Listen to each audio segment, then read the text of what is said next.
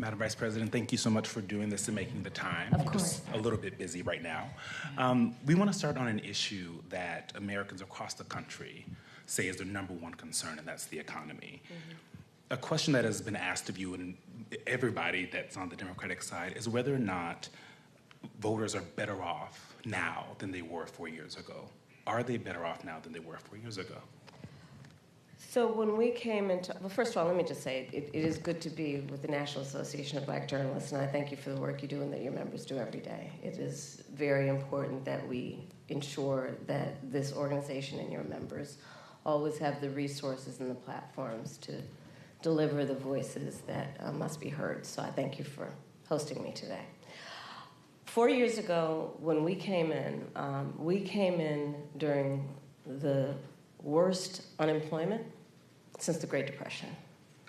We came in during the worst public health epidemic in centuries.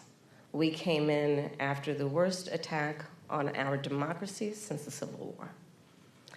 And a lot of it due in large part to the mismanagement by the former president as it relates to COVID and obviously January 6th.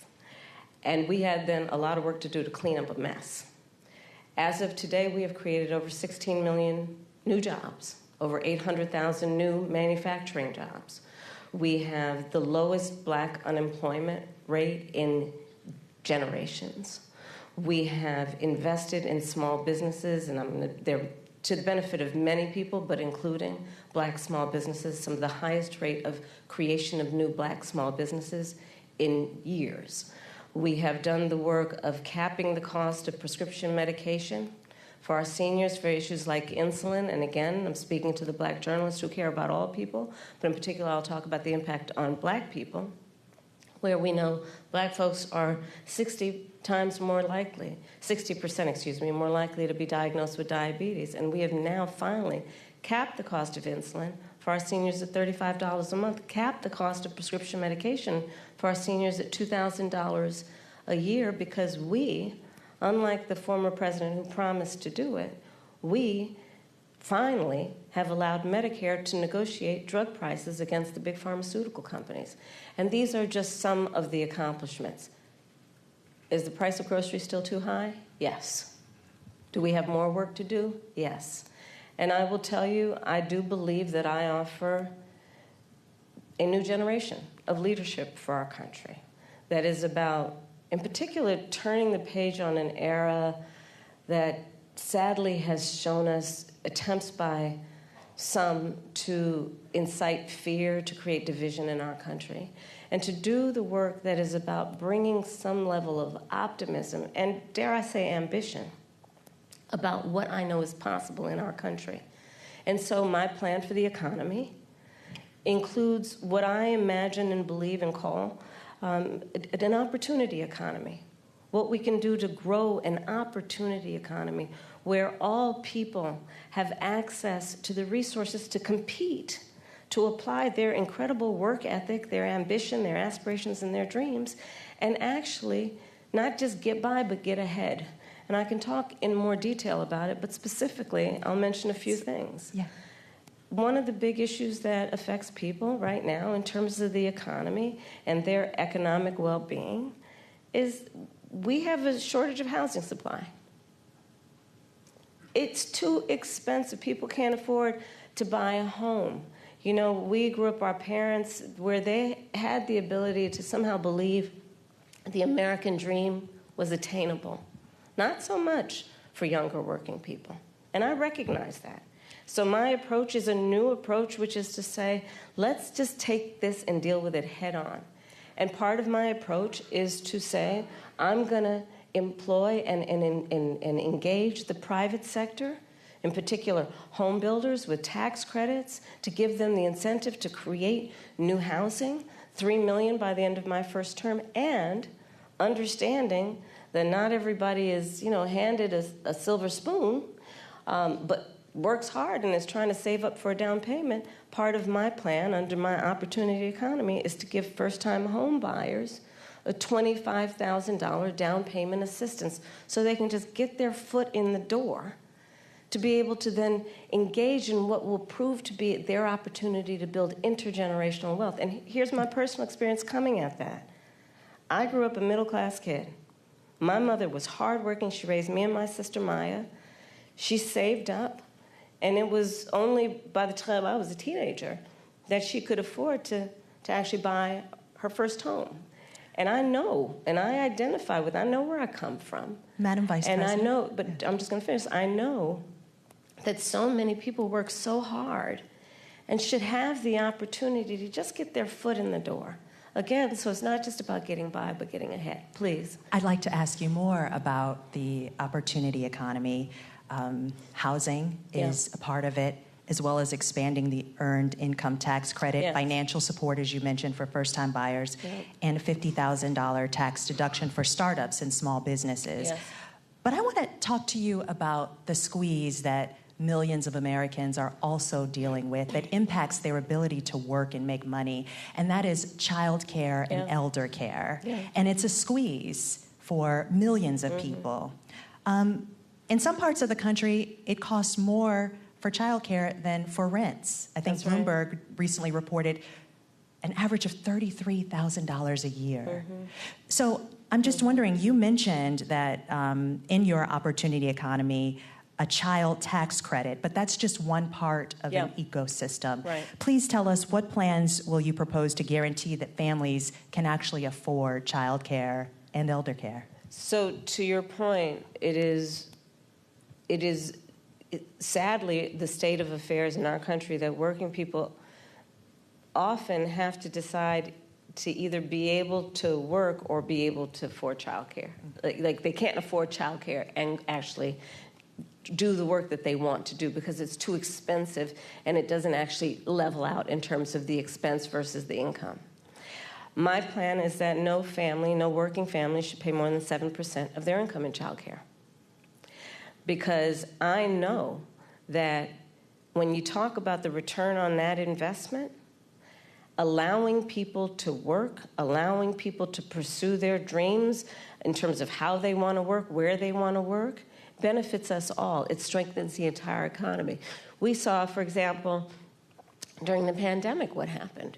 And it sadly has dissipated as a conversation that we need to resuscitate, which is the number of women that had to leave the workforce because of a lack of child care and home health care. And so many of our families, and in particular women, end up carrying the responsibility. Men do too, of course.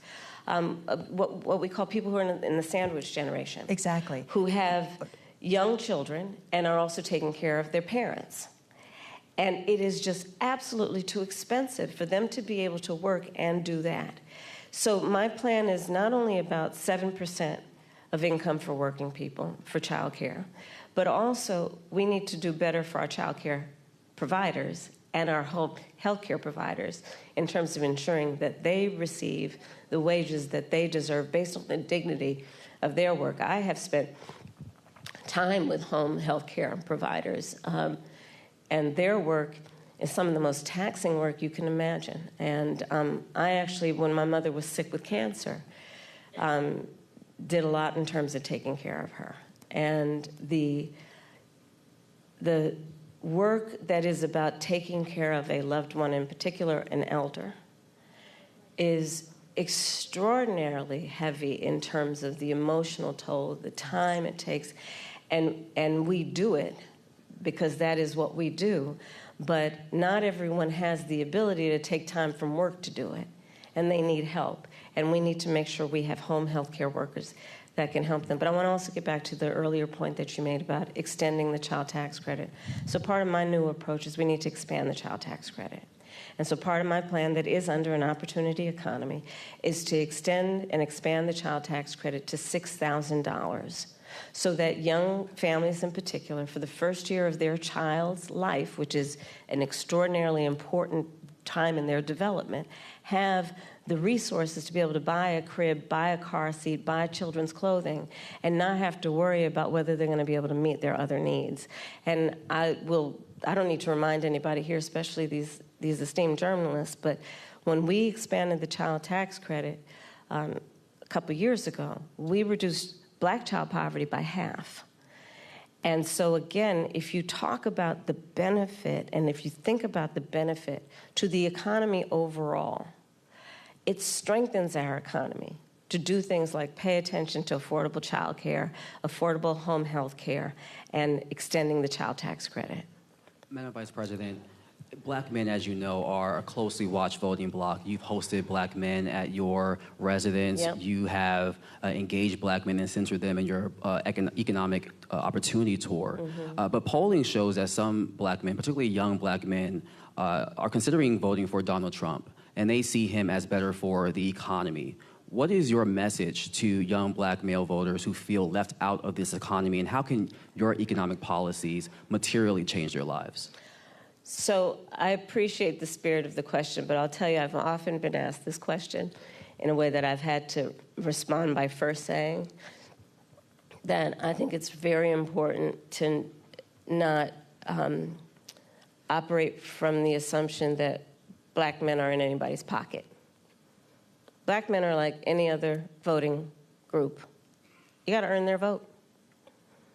So I'm working to earn the vote, not assuming I'm going to have it because I am black, but because the policies and the perspectives I have understands what we must do to recognize the needs of all communities. And I intend to be a president for all people. Specifically as it relates to what we need to do, to your point around economic opportunity. Yes, I started way before I was at the top of the ticket at what I called an economic opportunity tour, focused on black men. Understanding that, for example, we have so many entrepreneurs in the community who do not have access to capital, but they've got great ideas, an incredible work ethic, the ambition, the aspiration, the dream, but don't have the relationships necessarily. So my work has included, as vice president, getting billions more dollars into community banks, including working with the big banks to do that, so that we can increase access to capital for our small businesses, for our startups. Part of my plan under my economic opportunity plan going forward is that right now, startup entrepreneurs, small businesses only get a tax deduction of $5,000. Nobody can start a small business with $5,000. So I'm expanding that to $50,000. Understanding, again, that when people have the opportunity to have the resources to get started, they're going to put the good ideas, they're going to put the hard work into it. And part of what I also know is that our young black men, our black men, just like any group of people, anybody, our small businesses are really the backbone of our economy overall. And when they do better economically, we all do better.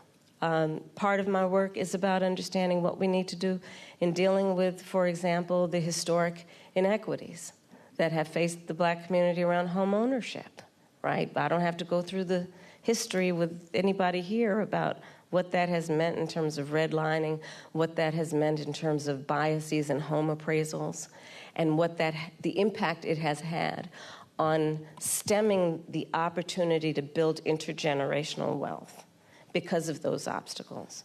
So part of the work that I have done and will continue to do is identify, speak truth about those obstacles, and address them. Another example is medical debt. 1 in 4 black families or individuals is more likely to carry medical debt than others. So part of my perspective, and as vice president, part of the work that we have done is to say that we're going to eliminate medical debt from being on your credit score. Because until now, medical debt worked against your credit score, and people know their credit score like your weight, right? You know that number. And the difference between what that number is and what it needs to be is the difference between you being able to get a car loan, a small business loan, or even a leasing on an apartment.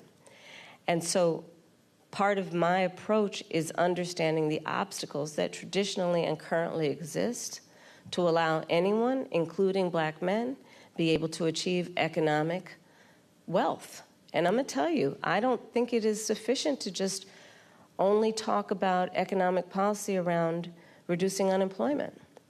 It is an important marker, and I'm proud of the work that we've done thus far.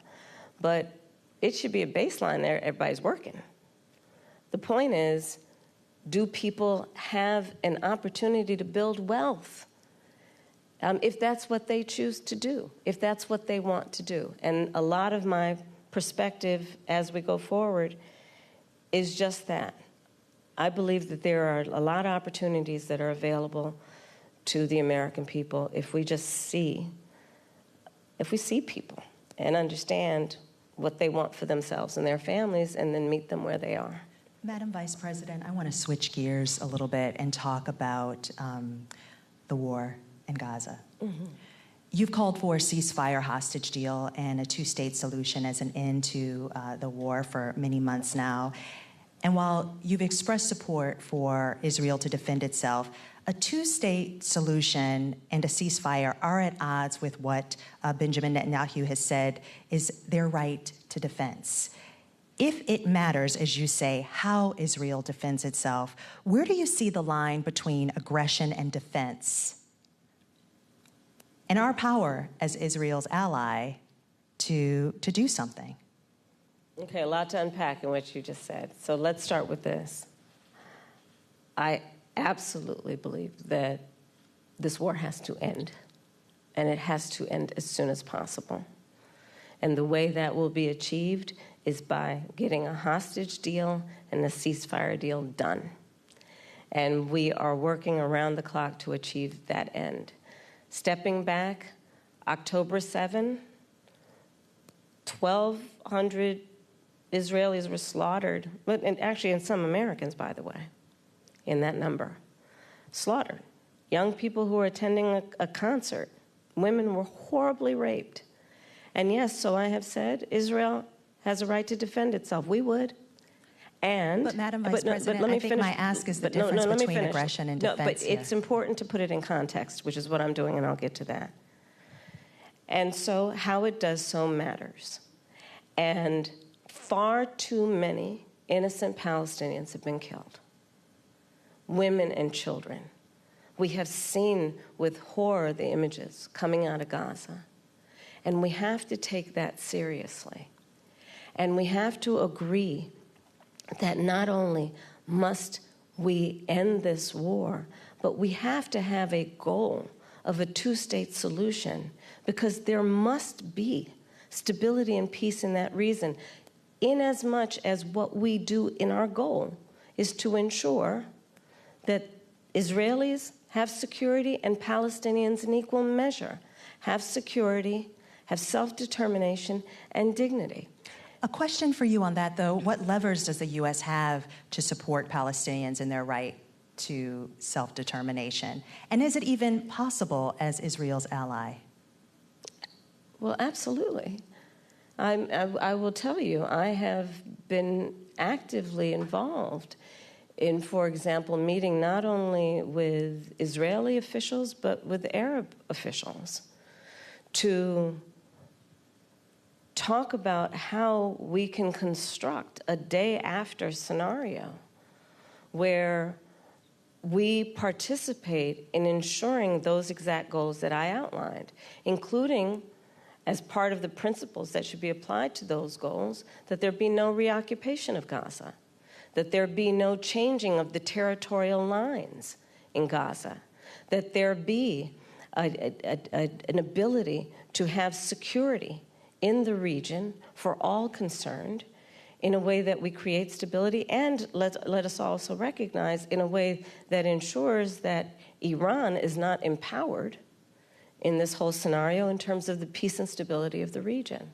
But absolutely, the United States of America absolutely has a role, which is why we have been active, in particular with the Qataris and the Egyptians, around attempting to get a deal done and get it done as quickly as possible. But Madam Vice President, just to follow up really quickly, is there a specific policy change that you, as President of the United States, would say you would do that would help this along? Because you've gotten a lot of credit for emphasizing the humanity of Palestinians. But what I often hear from folks is that there's no policy change that either you or President Biden have gone and said they would do. Is there a specific policy change as president that you would do in our helping of Israel? We need to get this deal done. and we need to get it done immediately. And that is my position, and that is my policy. We need to get this deal done. But in the way that we send weapons, in the way that we interact as their ally, are there specific policy changes? Well, Eugene, for example, one of the things that we have done that I am entirely supportive of is the pause that we've put on the 2,000-pound bombs. And so there is some leverage that we have had and used.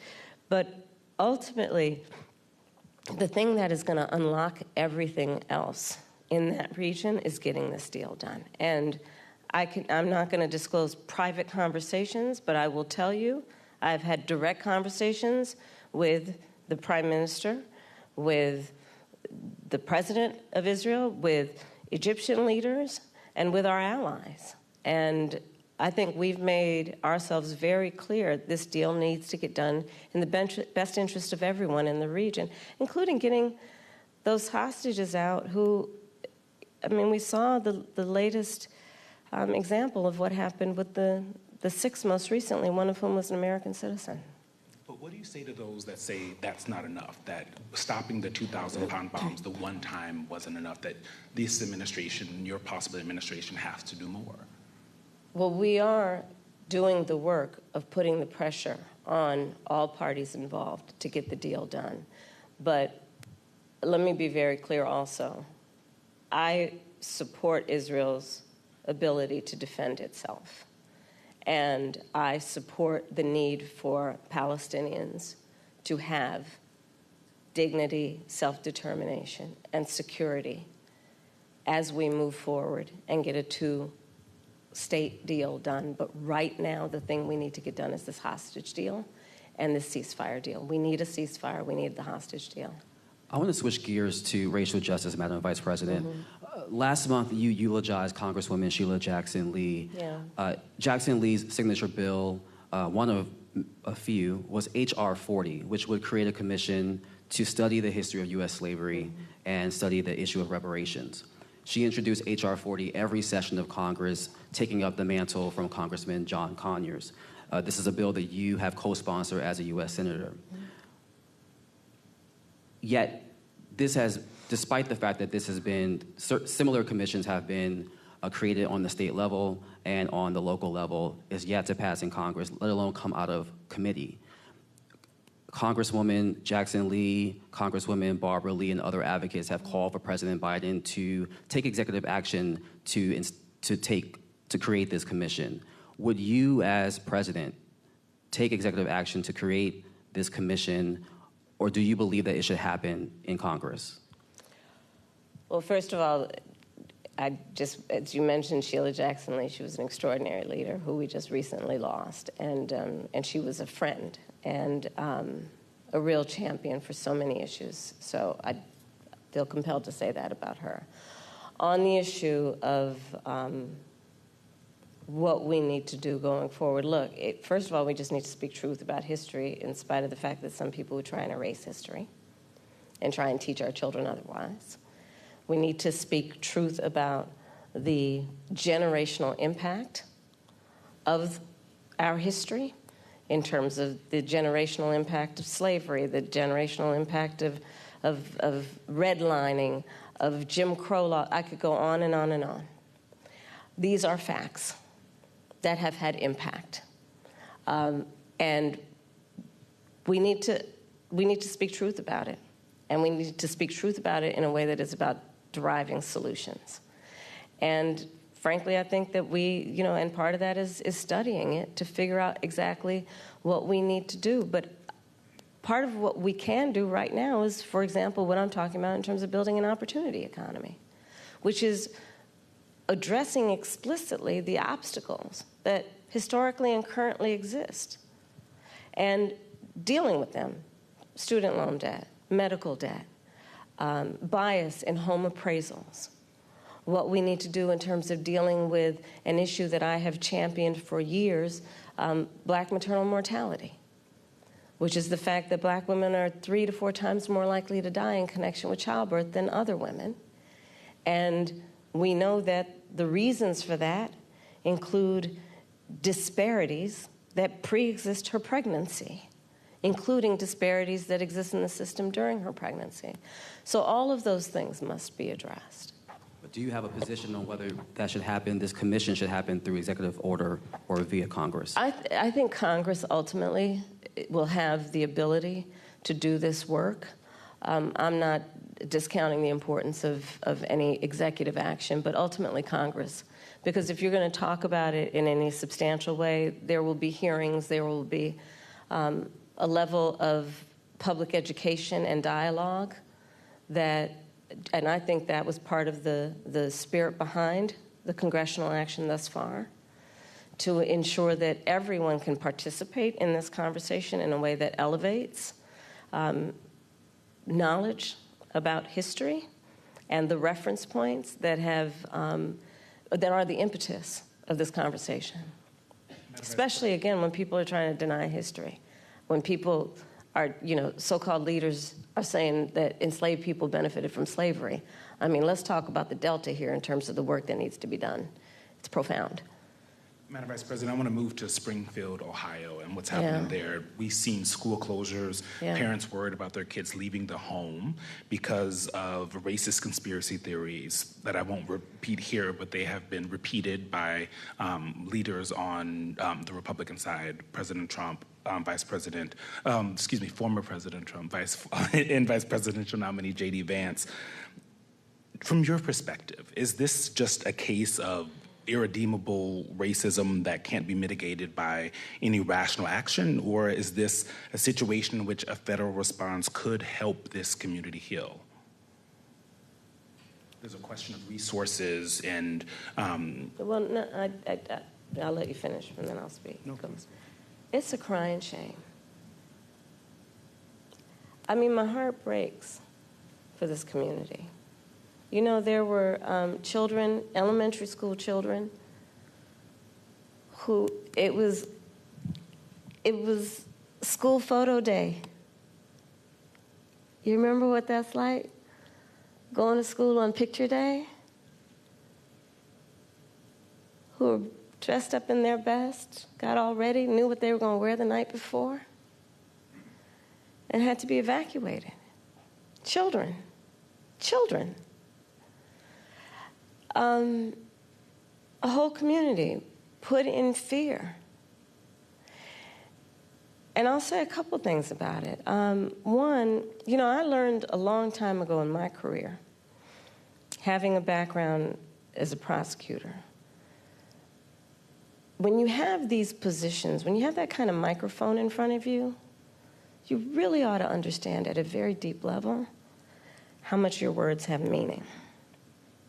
I learned at a very young stage of my career that the meaning of my words could impact whether somebody was free or in prison. As Attorney General, I was of California, fifth largest economy in the world. I was acutely aware that my words could move markets. When you are bestowed with a microphone that is that big, there is a profound responsibility that comes with that.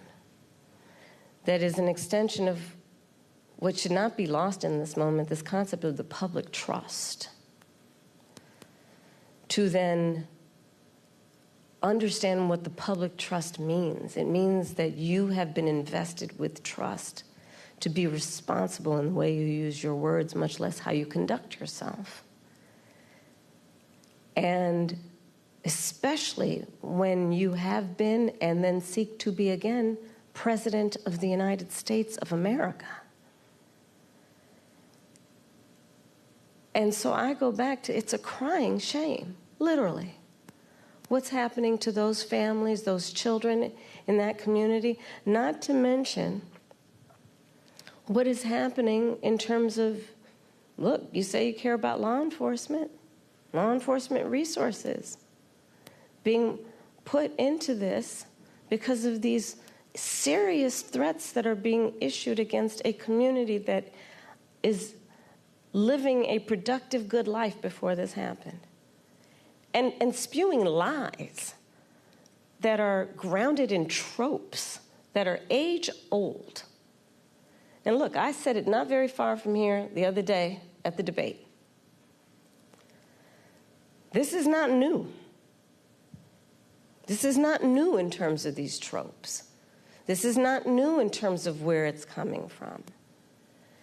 And, you know, whether it is refusing to rent to people, rent to black families, whether it is taking out a full-page ad in the New York Times against 5 innocent black and Latino teenagers, the Central Park 5, calling for their execution, whether it is referring to the first black president of the United States with a lie, birther lies.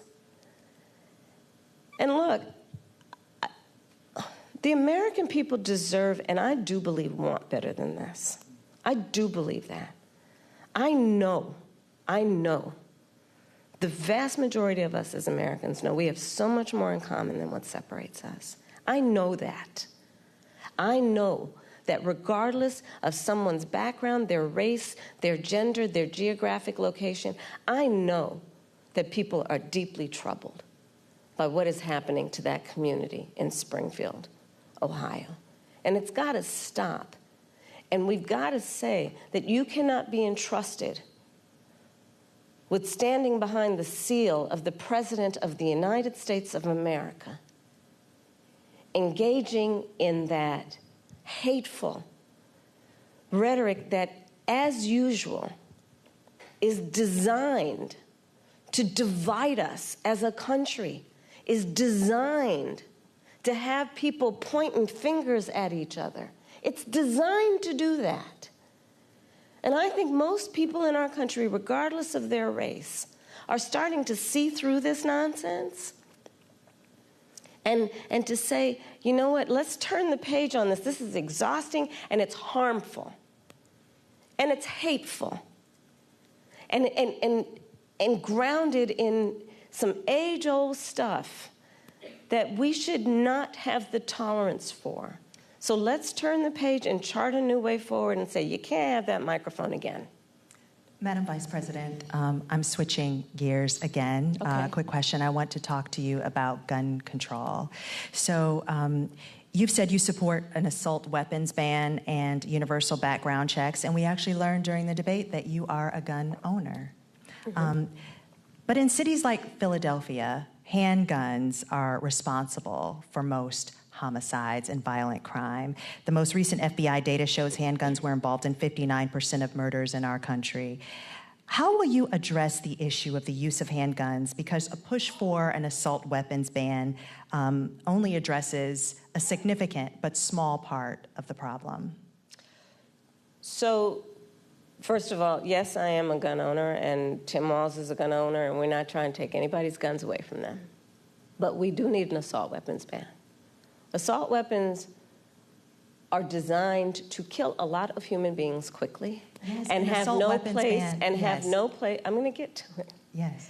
And have no place on the streets of a civil society. We need universal background checks, which, to your point about handguns, is about saying that it is just reasonable to want reasonable gun safety laws that say we should do background checks that we ought to know. It's just reasonable. You might want to know before someone can buy a lethal weapon if they've been found by a court to be a danger to themselves or others. You might just want to know. And respectfully, we do understand that. But you're asking yes. about... I'm asking specifically about handguns, because many of those handguns aren't purchased in places. Universal background checks apply to handguns.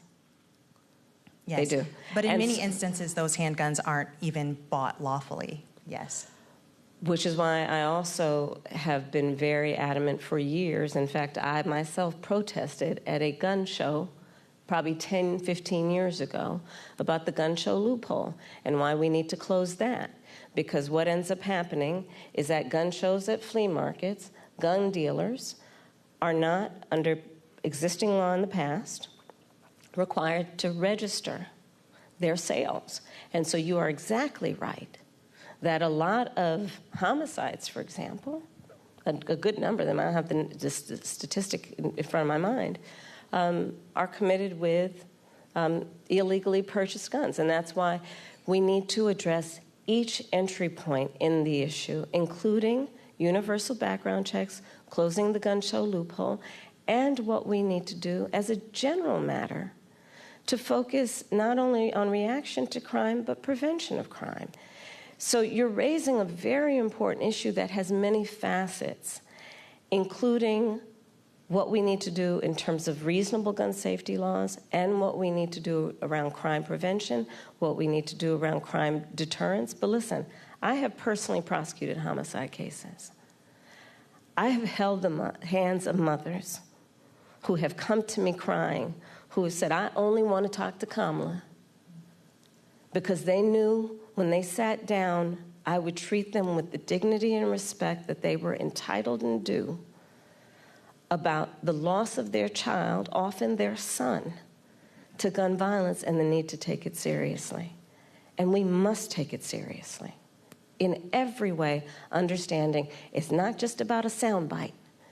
It's about a comprehensive approach that deals with the tragedy of, to your point, everyday gun violence in America. It's real. It has had a profound impact in terms of trauma that, for the most part, has gone undiagnosed and untreated. The trauma that exists in communities around the violence of losing their children, losing a brother, losing a father, an uncle. All of that must be addressed, and we have to have a holistic response to it. Are there things we haven't thought about yet? Because every time we bring up this issue of gun violence, universal background checks comes up and a ban on assault weapons. Are there other solutions that you're also thinking about that will get at this issue? Absolutely. For example, part of what we did as Vice President and with the President, we were able to pass the first meaningful gun safety legislation in 30 years. And part of what that involved was millions and millions of dollars to put more mental health counselors in public schools, right? Because we know that there is an aspect of this that is about treating the trauma and dealing with it at its source before it ends up manifesting itself in a problem. There is the work that we need to do that is about putting resources into communities around violence prevention. I've been a big advocate of that for years, which includes what we need to do around putting resources into community-based intervention that is not just requiring on the good people in the community to volunteer to do the intervention, but actually paying people to do it because it's a full-time job. It's about understanding what we need to do to, again, understand that, to your point, we have to have a holistic response to this issue and prioritize it instead of reacting to the tragedy that, sadly, they are too predictable. Let's all agree, enough of that. There are very few solutions that we haven't thought of. We need to put the resources into them. Madam Vice President, we want to move to the topic of reproductive access, something that you have worked and leading on both for the administration, Democrats, and now the top of the ticket. You've said that as president, you would want to codify Roe. If it came to your desk, you would sign a bill that did that. Roe protected access until fetal viability, which it also says is, quote, at about 7 months, but it may occur earlier, even at 24 weeks. So do you similarly support also codifying Roe's restrictions, which allowed states to ban abortion in the 3rd trimester of pregnancy unless necessary to save the mother's life? We need to put the protections of Roe v. Wade back into law. And when that bill gets passed by Congress, I will proudly sign it into law. Understand what is happening in our country. Over 20 states have passed what I call Trump abortion bans, because I understand how we got here. The former president handpicked 3 members of the United States Supreme Court with the intention they would undo the protections of Roe v. Wade. They did as he intended, and in state after state, laws have been passed criminalizing healthcare providers. I don't know if anyone here has heard most recently the stories out of Georgia. Tragic story about a young woman who died because it appears the people who should have given her health care were afraid they'd be criminalized after the Dobbs decision came down. laws that make no exception even for rape or incest, which means that you're telling a survivor of a crime of a violation to their body that they have no right to make a decision about what happens to their body next, which is immoral. An approach that doesn't take into account that most people, I think, agree you don't have to abandon your faith or deeply held beliefs to agree the government should not be telling her what to do with her body. If she chooses, she will talk with her pastor, her priest, her rabbi, her imam, but it should not be the government or Donald Trump telling her what to do about her own body and her life. So that's where I stand. We need to put back in place the protection of Roe v. Wade and put that into law. And those restrictions that are also in. We need to put back in place the protections of Roe v. Wade and let an individual, in consultation with her doctor, make the decision based on what she can determine, because she's smart enough to know what's in her best interest instead of having her government tell her what to do, especially a bunch of people in these state capitals who think they're in a better position to tell her what to do than she is to know what's in her best interest. Before we conclude, Madam Vice President, Joyful Warrior has been used to describe your campaign. You didn't see that just a minute ago, though. Okay, I'm back to my joyful part. And your opponent and Republicans have at times weaponized you laughing in campaign ads, for example. Why is joy important to you to insert into this election? And what do you make of Republicans using that as a way to suggest that you're not a serious candidate? Well, sometimes I think, and I'll say to whoever the young people are who are watching this, there are some times when your adversaries will try and turn your strength into a weakness. Don't you let them. Don't you let them. I find joy in the American people. I find joy and optimism in what I see to be our future and our ability to invest in it. I find joy in the ambition of the people. I find joy in the dreams of the people. I find joy in building community. I find joy in building coalitions. I find joy in believing that the true measure of the strength of a leader is not based on who you beat down, but who you lift up. And I think we should all find joy and have a sense of optimism about who we are as Americans and what we mean to each other and what we can do to lift each other up.